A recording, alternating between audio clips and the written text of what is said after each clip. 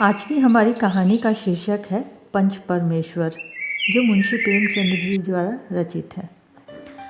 जुम्मन शेख और अलगू चौधरी में गाढ़ी मित्रता थी।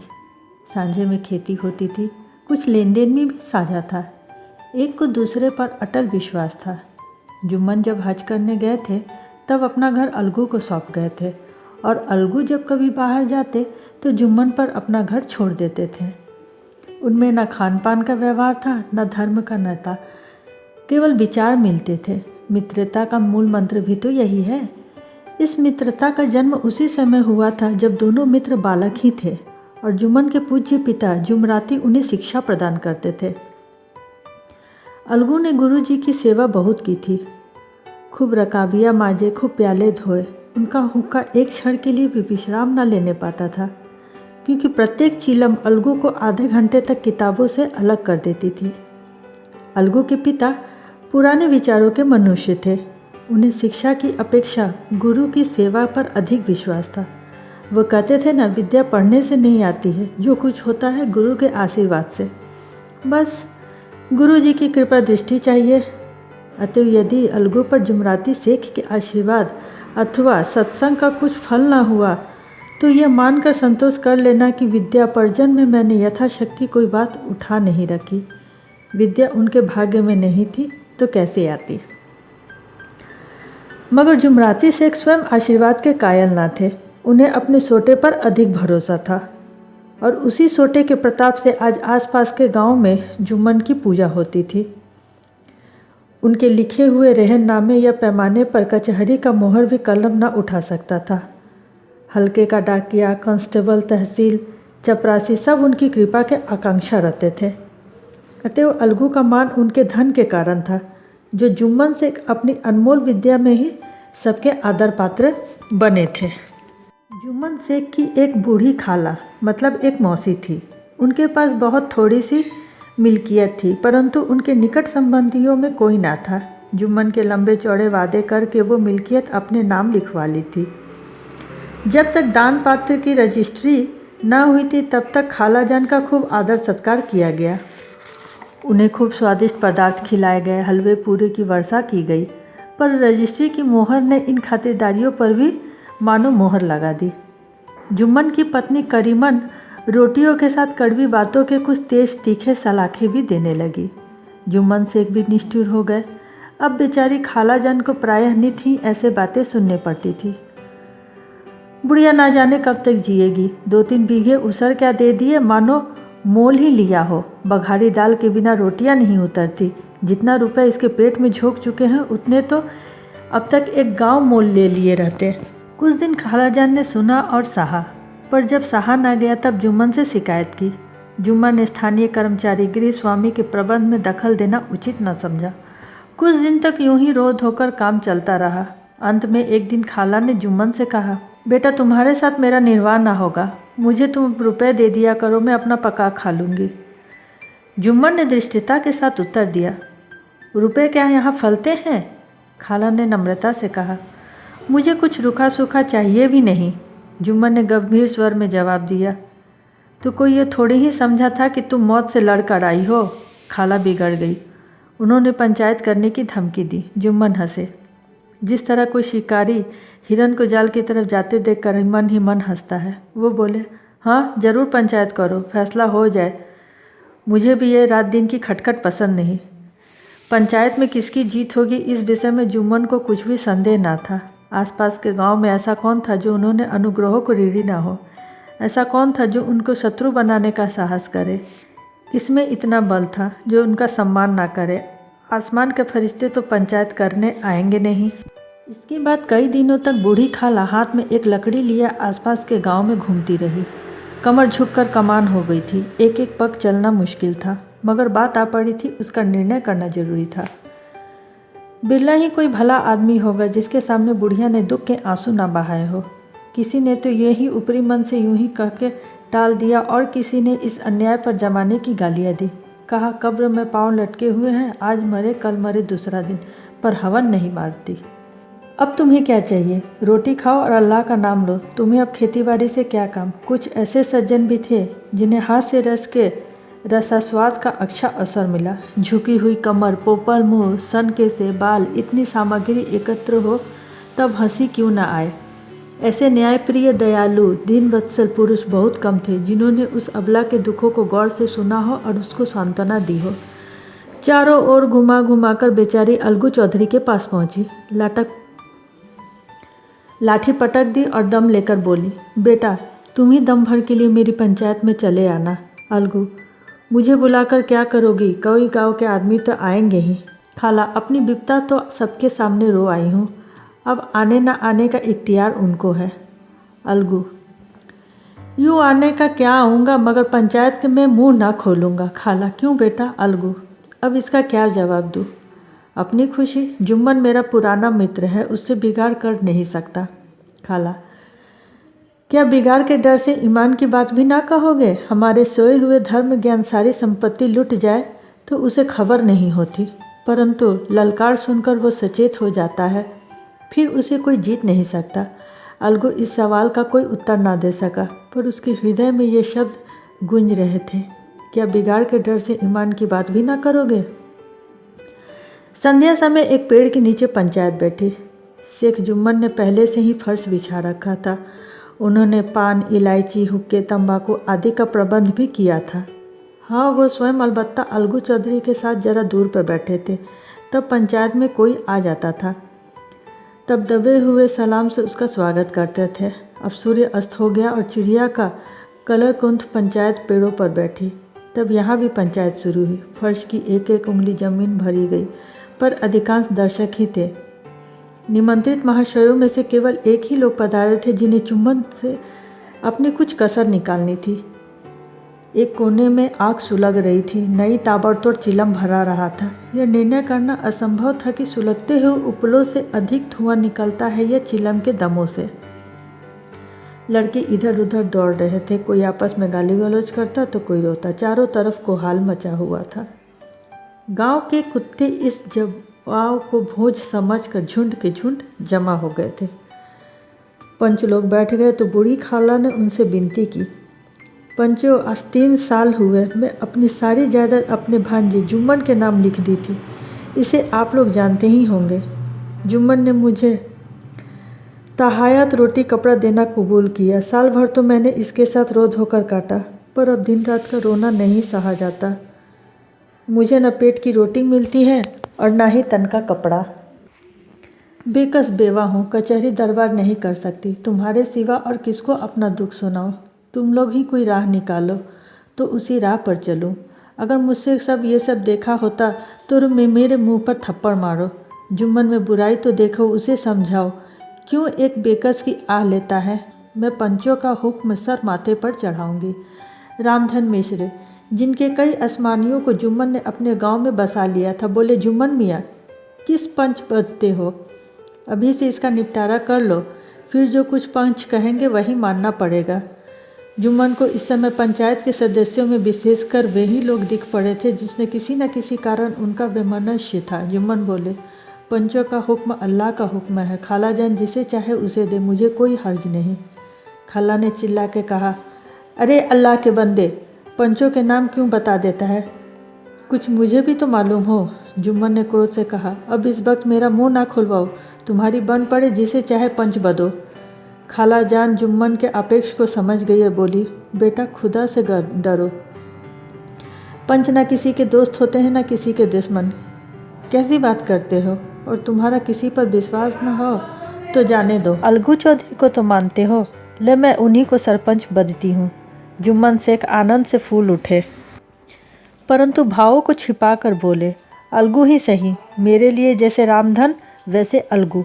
अलगू इस झमेले में फंसना नहीं चाहते थे। वे कन्नी काटने लगे, बोले, खाला तुम जानती हो कि मेरी जुम्मन से गाढ़ी दोस्ती है। खाला ने गंभीर स्वर में कहा, बेटा दोस्ती के लिए कोई ईमान नहीं बेचता, पंच के दिल में खुदा बसता है। पंचों के मुंह से जो बात निकलती है वो खुदा की तरफ से निकलती है। अलगू चौधरी सरपंच हुए। रामधन मिश्र और जुम्मन के दूसरे विरोधियों ने बुढ़िया को मन ही मन बहुत कोसा। अलगू चौधरी बोले, शेख जुम्मन, हम और तुम पुराने दोस्त हैं। जब काम पड़ा तुमने हमारी मदद की और हमें जो कुछ बन पड़ा वो हमने किया। तुम्हारी सेवा करते रहे हैं, मगर इस समय तुम वो बूढ़ी खाला दोनों हमारी निगाह में बराबर हो। तुमको पंचों में से जो कुछ अर्ज करनी है करो।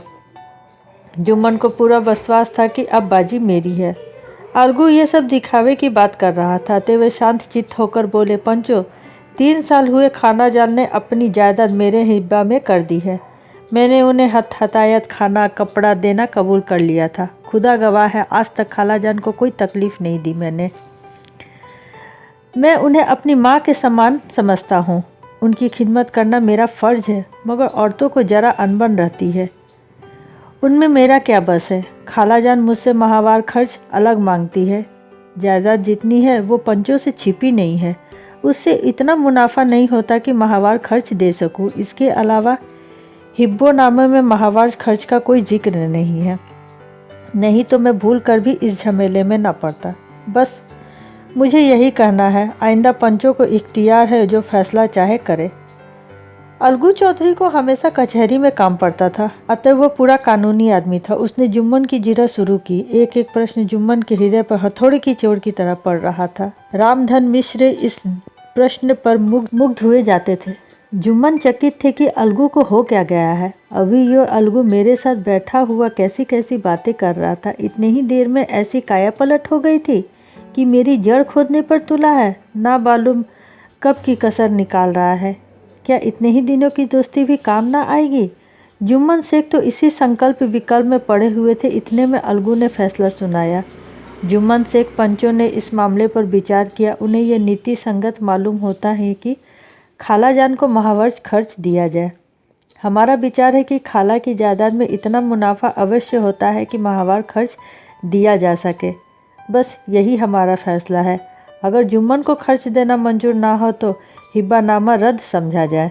ये फैसला सुनते ही जुम्मन सन्नाटे में आ गए। जो अपना मित्र हो वो शत्रु का व्यवहार करे और गले पर छुरी फेरे। इस समय के हेर फेर के सिवा और क्या कहे। जिस पर पूरा भरोसा था उसने समय पड़ने पर धोखा दिया। ऐसे ही अवसरों पर झूठे सच्चे मित्रों की परीक्षा की जाती है। यही कलयुग की दोस्ती है। अगर लोग ऐसे कपटी धोखेबाज ना होते तो देश में आपत्तियों का प्रकोप क्यों होता। ये हैजा, प्लेग आदि व्याधियाँ दुष्कर्मों के ही दंड है। मगर रामधन मिश्र और अन्य पंच अलगू चौधरी की इस नीति परायणता की प्रशंसा की जो जी खोल कर रहे थे। वे कहते थे, इसी का नाम पंचायत है। दूध का दूध और पानी का पानी कर दिया। दोस्ती दोस्ती की जगह है, किंतु धर्म का पालन करना मुख्य है। ऐसे ही सत्यवादियों के बल पर पृथ्वी ठहरी है, नहीं तो अब कब की रसातल को चली जाती। इस फैसले ने अलगू और जुम्मन की दोस्ती की जड़ को हिला दिया। अब वे साथ साथ बातें करते नहीं दिखाई देते थे। इतना पुराना मित्रता रूप वृक्षी सत्य का एक झोंका भी ना सका। सचमुच वो बालू की ही जमीन पर खड़ा था। उनमें अब शिष्टाचार का अधिक व्यवहार होने लगा। एक दूसरे की आवभगत ज़्यादा करने लगे। वे मिलते जुलते थे, मगर उसी तरह से जैसे तलवार से ढाल मिलती थी। यही चिंता रहती थी कि किसी तरह बदला लेने का अवसर मिले। अच्छे कामों की सिद्धि में बड़ी देर लगती है, पर बुरे कर्मों की सिद्धि में ये बात नहीं होती। जुम्मन को भी बदला लेने का अवसर जल्द ही मिला। पिछले साल अलगू चौधरी बटेसर के बैलों की एक बहुत अच्छी जोड़ी मोल लाए थे। बैल पचाही जाति के थे। सुंदर सुंदर बड़े बड़े सींग थे। महीनों तक आसपास के गांव के लोग दर्शन करने आते थे। देव योग से जुम्मन की पंचायत के 1 महीने के बाद इस जोड़ी का एक बैल मर गया। जुम्मन ने दोस्तों से कहा, यह दगाबाजी की सज़ा है। इंसान सब्र भले ही कर पाए, पर खुदा नेक बद सब देखता है। अलगू को संदेह हुआ कि जुम्मन ने बैल को विष दिला दिया है। चौधराइन ने भी जुम्मन पर इस घटना का दोषारोपण किया। उसने कहा, जुम्मन ने कुछ कर दिया है। चौधराइन और करीमन की इस विषय पर भी एक दिन खूब वाद विवाद हुआ। दोनों देवियों ने शब्द बाहुल्य की नदी बहा दी। व्यंग, वक्रोक्ति, अन्योक्ति और उपमा आदि अलंकारों में बात हुई। जुम्मन ने किसी तरह शांति स्थापित की। उन्होंने अपनी पत्नी को डांट डपट कर समझा दिया। वो उसे उस रणभूमि से हटा ले गए। उधर अलगू चौधरी ने के समझाने बुझाने का अपने को कर्णपूर्ण सोटे में लिया। अब अकेला बैल किस काम का। उसका जोड़ा बहुत ढूंढा गया पर ना मिला। निदान ये सलाह ठहरी कि इसे बेच डालना चाहिए। गांव में एक समझू साहू थे। वो इक्का गाड़ी हाँकते थे। गांव से गुड़ घी लाद कर मंडी में ले जाते, मंडी से तेल नमक भर लाते और गांव में बेचते। इस बैल पर उनका मन लहराया। उन्होंने सोचा, यह बैल हाथ लगे तो दिन भर में बेक टके की 3 खेप रहे। आज तक तो एक ही खेप पे लाल पड़े रहते थे। बैल देखा, गाड़ी में दौड़ाया, बाल भौरी की पहचान कराई, मोल तोल किया, उसे लाद कर द्वार पर ही बांध दिया। 1 महीने में दाम चुकाने का वादा ठहरा। चौधरी को भी गरज थी, घाटे की परवाह ना की। समझू साहू ने नया बैल पाया तो उसे लगे रगेदने। वो दिन में 3-3 4-4 खेपे करने लगा।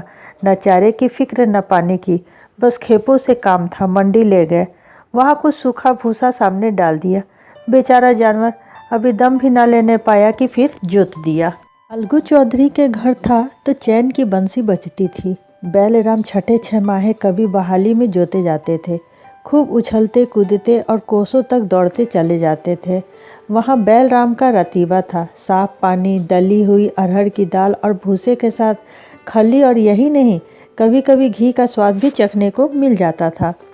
शाम सवेरे एक आदमी खरहरे करता, पोंछता और सहलाता। कहाँ वो सुख चैन, कहाँ 8 पहर की खपत। महीने भर ही वो पिस सा रह गया। इक्के का जुआ देखते ही उसका लहू सूख जाता था।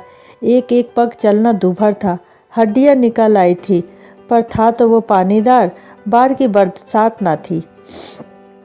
एक दिन चौथी खेप में साहू जी ने दूना बोझ डाला। दिन भर का थका जानवर, पैर ना उठते थे, पर साहू जी कोड़े फटकारने लगे।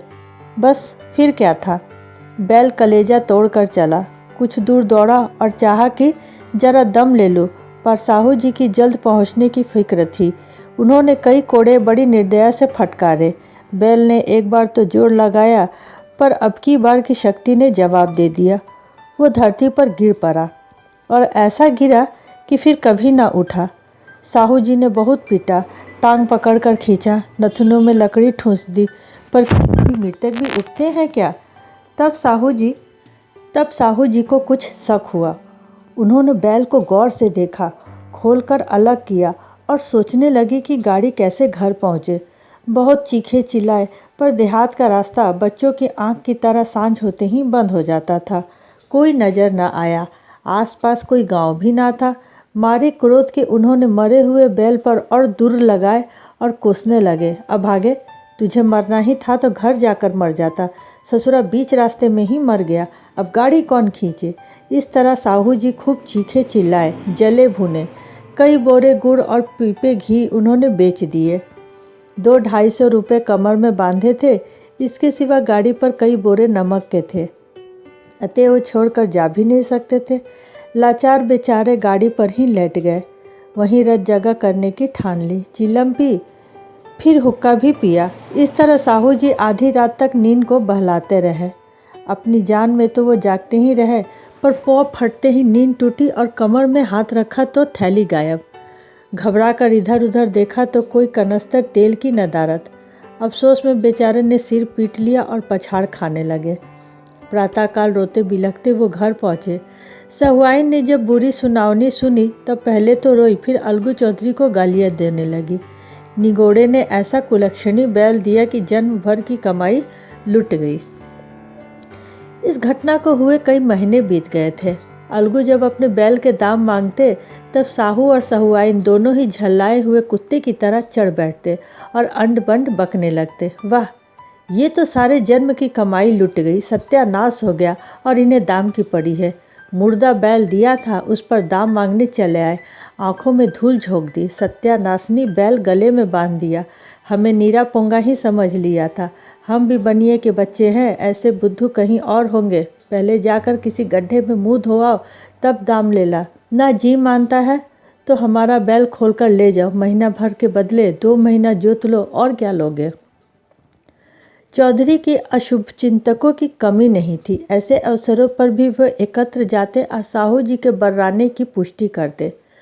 परंतु 150-200 रुपये से इस तरह हाथ धो लेना आसान नहीं था। एक बार वो भी गर्म पड़े। साहू जी बिगड़ कर लाठी ढूंढने घर चले गए। अब सहुआइन ने मैदान लिया। प्रश्नोत्तर होते होते हाथापाई की नौबत आ गई। सहुआइन ने घर में घुसकर किवाड़ बंद कर लिया। शोरगुल सुनकर गांव के भले मानस जमा हो गए। उन्होंने दोनों को समझाया, साहू जी को दिलासा देकर घर से निकाला। वो परामर्श देने के लिए इस तरह से काम न चलते। पंचायत कर लो, जो कुछ तय होगा वही स्वीकार कर लो। साहू जी राजी हो गए। अलगू ने भी हामी भर ली। पंचायत की तैयारी होने लगी। दोनों पक्षों ने अपने अपने दल बनाने शुरू किए। इसके बाद तीसरे दिन उसी वृक्ष के नीचे पंचायत। खेतों में कोए पंचायत कर रहे थे। विवादग्रस्त विषय पर यह था कि मटर की फलियों पर उनका कोई अस्तित्व नहीं है। पेड़ की डालियों पर बैठी शंख मंडली ने प्रश्न छिड़ा हुआ था कि मनुष्य ने उन्हें बेमुरत्तत कहने का क्या अधिकार है, जब उन्हें स्वयं अपने मित्रों से दगा करने में भी संकोच नहीं होता। पंचायत बैठ गई तो रामधन मिश्र ने कहा, अब देरी काहे की, पंचों का चुनाव हो जाना चाहिए। बोलो चौधरी, किस किस को पंच बदते हो? अलगू ने दिन भाव से कहा, समझू साहू ही चुन ले। समझू खड़े हुए और कड़क कर बोला, मेरी ओर से जुम्मन शेख। जुम्मन का नाम सुनते ही अलगू चौधरी का कलेजा धक धक करने लगा, मानो किसी ने अचानक थप्पड़ जड़ दिया हो। रामधन अलगू के मित्र थे। वो बात को ताड़ गए। पूछा, क्यों चौधरी, तुम्हें कोई हर्ज तो ना है? चौधरी ने निराश होकर कहा, नहीं, मुझे क्या अर्ज है। अपने उत्तरदायित्व का ज्ञान बधुआ हमारे संकुचित व्यवहारों का सुधारक होता है। जब हम राह भूलकर भटकने लगते हैं तो यही कहीं ज्ञान का हमारा विश्वसनीय पथ प्रदर्शक बन जाता है। पत्र संपादक अपनी शांति कुटी में बैठा हुआ किसी धृष्टता और स्वतंत्रता के साथ जुम्मन शेख के मन में भी सरपंच का उच्च स्थान ग्रहण करते ही अपनी जिम्मेदारी का भाव पैदा हुआ। उसने सोचा, मैं इस वक्त न्याय और धर्म के सर्वोच्च आसन पर बैठा हूँ। मेरे मुँह से इस समय जो भी निकलेगा वो देववाणी होगा, और देववाणी मेरे लिए मनोविकारों को कदापि समावेश नहीं होना चाहिए। मुझे सत्य से जौ भर भी टलना उचित नहीं है। पंचों ने दोनों पक्षों से सवाल जवाब करना शुरू किए। बहुत देर तक दोनों दल अपने अपने पक्ष का समर्थन करते रहे। इस विषय में तो सब सहमत थे कि समझू का बैल का मूल्य देना चाहिए, परंतु दो महाशय इस कारण रियायत करना चाहते थे कि बैल मर जाने से समझू को हानि हुई। इसके प्रतिकूल दो सभ्य मूल के अतिरिक्त समझू को दंड भी देना चाहिए था, जिससे फिर किसी भी पशुओं के साथ ऐसी निर्दयता करने का साहस ना हो।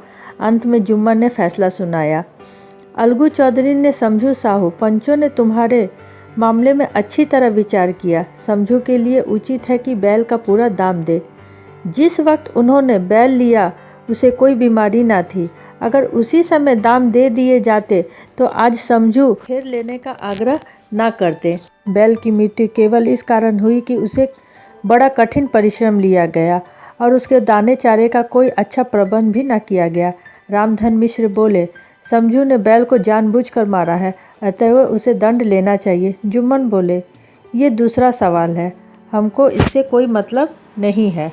झगड़ू साहू ने कहा, समझू के साथ कुछ रियायत होनी चाहिए। जुम्मन बोले, ये अलगू चौधरी की इच्छा